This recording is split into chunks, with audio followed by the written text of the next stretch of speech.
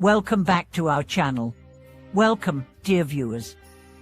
I'm so glad you've joined us again on our channel, where today you're going to explore a profound and thought-provoking topic. What is the true meaning of liberation? And why can't we achieve liberation even after seeing and hearing the truth? This is a question that many spiritual seekers and followers of Buddhism often ponder. Why, despite being exposed to the wisdom of the Buddha and hearing about the path to liberation, do we still feel trapped in suffering and confusion?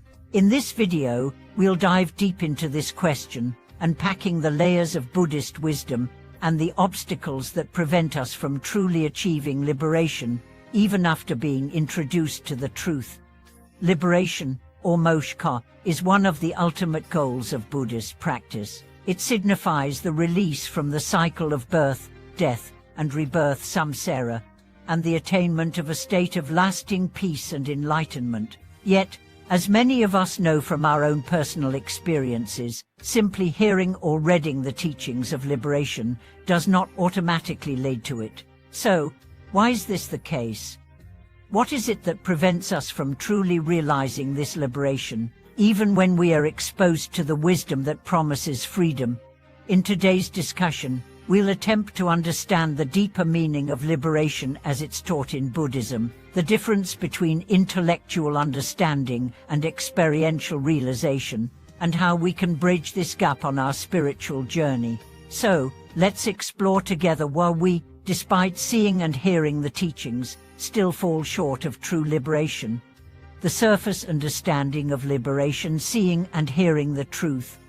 At first glance, the path to liberation might seem straightforward. After all, we hear about it from the teachings. We see the examples of enlightened beings who have attained freedom from suffering, and we might even witness their serene demeanor or hear about their profound insights. This process of seeing and hearing is often seen as the beginning of the journey.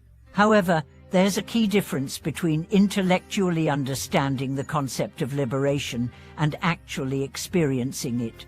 In Buddhism, seeing liberation can refer to hearing the teachings of the Buddha or experiencing the wisdom of enlightened beings firsthand.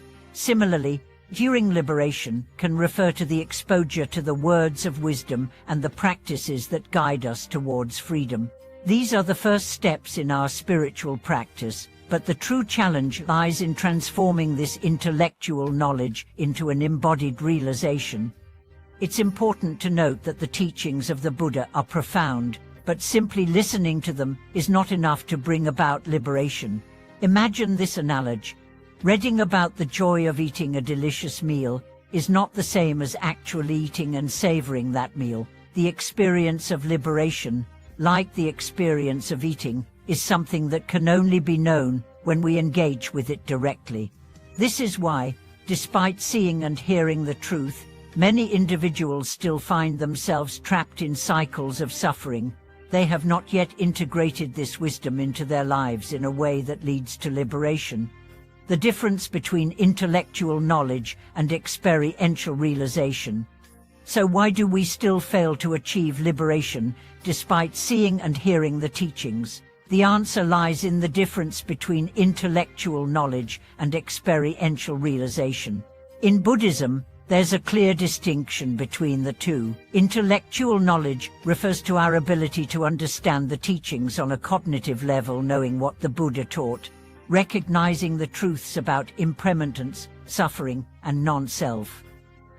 However, intellectual understanding alone does not lead to liberation. To experience liberation, we must go beyond mere intellectual comprehension and develop a deeper insight into the nature of our mind and the world around us.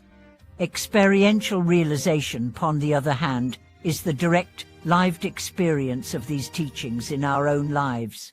This involves meditation, self-inquiry, and mindfulness practices that allow us to observe our own mental patterns, emotions, and reactions.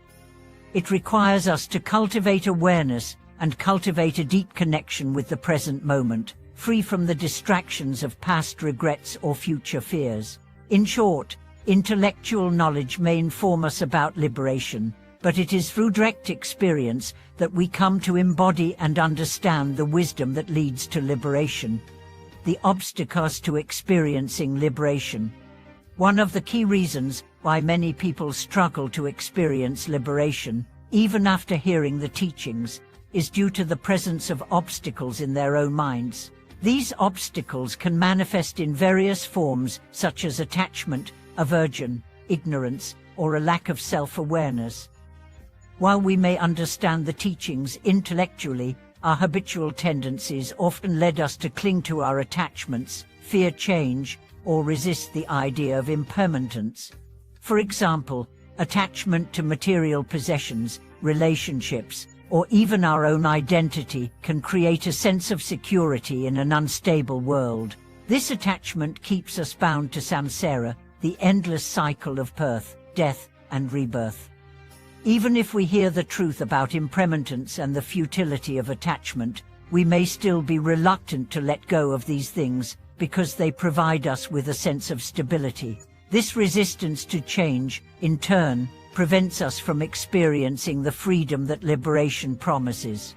Similarly, aversion to suffering or the discomfort of spiritual practice can create barriers to liberation.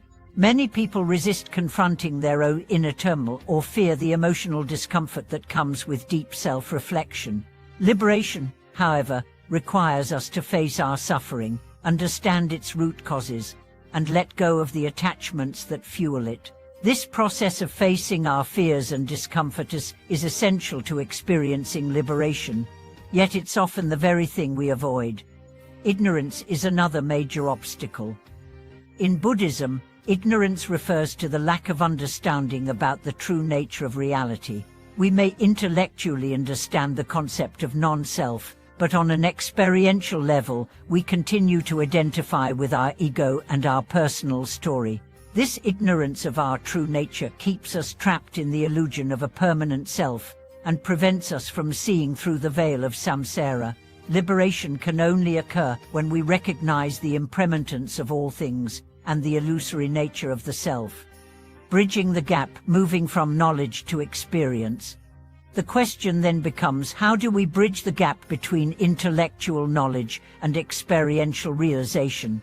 The answer lies in consistent practice, self-reflection, and meditation.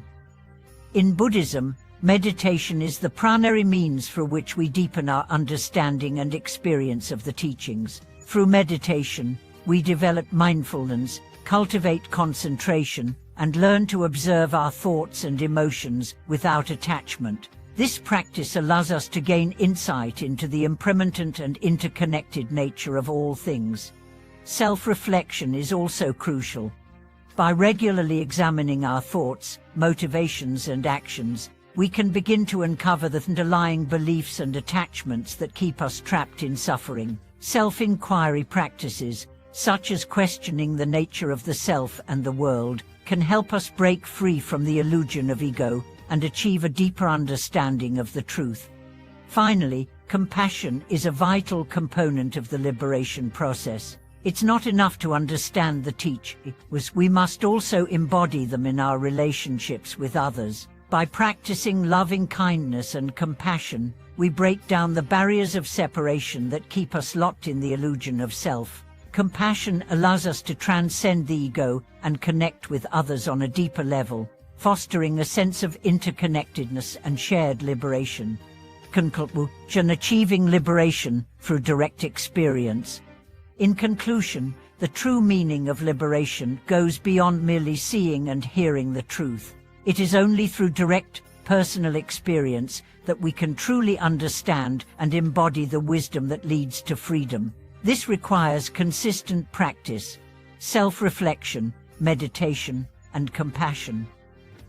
While intellectual understanding can guide us, it is the lived experience of these teachings that transforms us. To achieve liberation, we must move beyond our attachments, face our discomforts, and cultivate a deep understanding of the impermanent and interconnected nature of life. Thank you for watching this video. I hope it has inspired you to deepen your practice and understanding of liberation. Please share your thoughts and experiences in the comments And don't forget to subscribe to our channel for more teachings and insights. May you find peace and liberation on your spiritual journey.